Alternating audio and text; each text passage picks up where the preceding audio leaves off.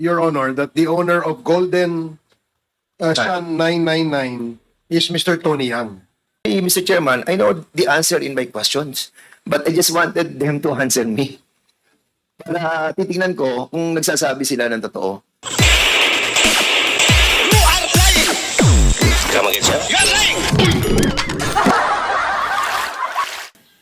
Okay, yan yung sa atin sa Tagaloan. Yan yung ating port. Ito yung sinasabi ni Jimmy Guban na maraming nakakapasok na mga illegal drugs. So kung titignan po natin tong port na to, makikita po natin lahat ng goods natin, diyan po siya nagdadak. Diyan sa may dagat mismo. At itong MCTSI, siya po yung nag-ooperate. But the custom, kung makikita niyo yung picture na green doon, allowed a subcontractor na ang pangalan po ay Golden Sun. Remember this name? Golden Sun? Kung matatandaan nyo, dito natin nahuli, no? Yung sinasabi po natin do sa may connection kila Nonolin, no? Na Golden Sun. This is the one operating. Yung pong designated examination area na kung saan doon dyan po nakalagay ang x-ray. So ngayon, I'll be asking muna yung mga dati nating commissioner. Siguro si Commissioner Isidro La Peña muna. Dito po sa picture na to, during that time, ang designated examination area na kung saan ang x-ray are being managed by a private corporation and not within the custom, why is it was allowed by custom to operate the x-ray by a private corporation? That is a sovereign function that belongs to custom. Now, tanong ko, Commissioner Sid, during your time, nag-e-exist na po ba itong Golden Sun na siya pong nag-ooperate ng x-ray outside the custom? Yes or no? I don't remember that that company, Mr. Chair. Commissioner, 2012 pa po sila nag-ooperate. Kailan po kayo napasok sa custom? I assume as the Commissioner of Customs in 2017, Your Honor. Correct. Mr. Chair, yeah. 2017. Yeah. Kung 2017 po kayo, alam niyo po na nag-ooperate itong private company na sila po ang nagmamanage ng x-ray facility that being handled by the Golden Sun. Kasi 2012 pa rin po, 2012 pa po sila eh. Kung titingnan po natin, ang kanila pong General Information Sheet sa Security and Exchange Commission and their contract with Custom 2012 until 2035 ang kanilang kontrata.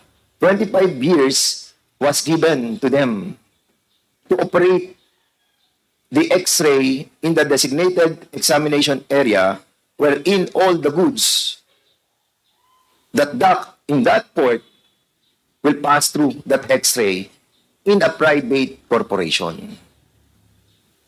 That's right, Your Honor. I just don't remember the name of the company that operates it. But when I assumed as the Commissioner of Customs, I made a study of the operations of Customs. And of course, Bureau of Customs at time, we have a problem pertaining to corruption.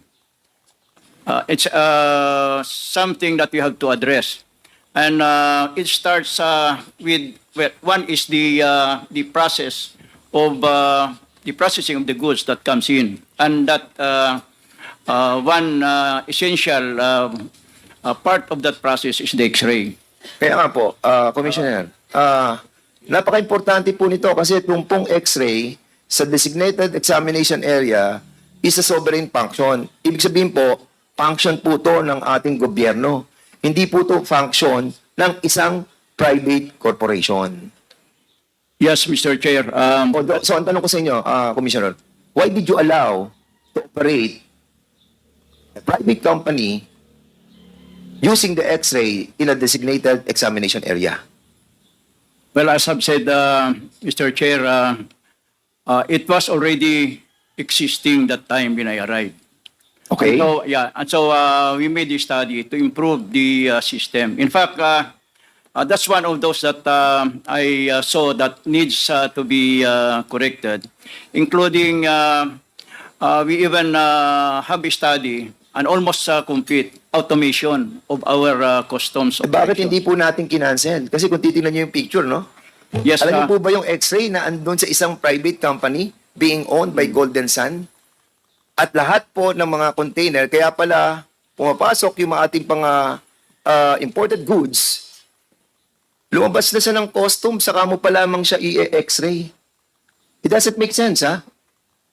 Na pagkalabas niya ng custom, saka ka palang dadaan sa X-ray sa isang private company. Now, ang tanong ko po sa inyo, sir, sino po ang may-ari ng Golden Sun? I'm sorry, Mr. Chair, I don't remember. Hindi If I niyo po may, tanda. if I may, Congressman Yes. Fernandez, Golden Sun 999, No, it's not Golden Sun 999. Oh. It's Golden Sun Cargo Examination Services Corporation. okay. I know where you're driving at, Mr. Chairman. Yeah, but I'd just like to Yes, sige, go inform Your Honor that the owner of Golden Sun 999 is Mr. Tony Yang. Yes. So perhaps that would help you in trying to drive at your point, Your Honor. Actually, Mr. Chairman, I know the answer in my questions, but I just wanted them to answer me. Para titingnan ko kung nagsasabi sila ng totoo. Siguro tanongin natin si Commissioner Paldon. Commissioner Paldon, during the time na ikaw po ang commissioner, have you encountered this problem? This huge problem of our country? Malaking problema natin yung mga nawawalang containers. A while ago, I was talking to the chairman and we are talking about the name of that boxes that were found in Dumoy that came From from Cagayan de Oro, doon mismo sa port. Nakapasok. Dahil ang X-ray nasa labas at mag-aari ng isang private corporation na Golden Sun. And that's the reason why, Commissioner Nick Paldon, do you know about this issue? About the designated examination area wherein a private corporation sa pangalan ng Golden Sun Cargo Examination Services Corporation owns the X-ray na ginagamit doon po sa mga containers na lumalabas galing sa custom. Do you know about this? Yes, Your Honor. In fact, in Mindanao, there are two cases of similarly situated. One in Davao and one in Cagayan de Oro. Dito, sa SEC, kung sino man mga ari, Noel B. Taoho, isang politician sa Davao City. Sherilyn Uy, Davao City. Ramon Edison Batacan, Davao City. Socorro Agreso, Davao City. They owned this private corporation that operated this designated examination area outside the premises of the government. And what is the interest of the government? Di ba? Na malaman natin kung ano yung mga pumapasok sa ating teritoryo. Eh, paano natin malalaman ang pumapasok sa ating teritoryo na kung ang X-ray natin ay being managed outside the custom? Yun ang sinasabi ko, Mr. Paldon.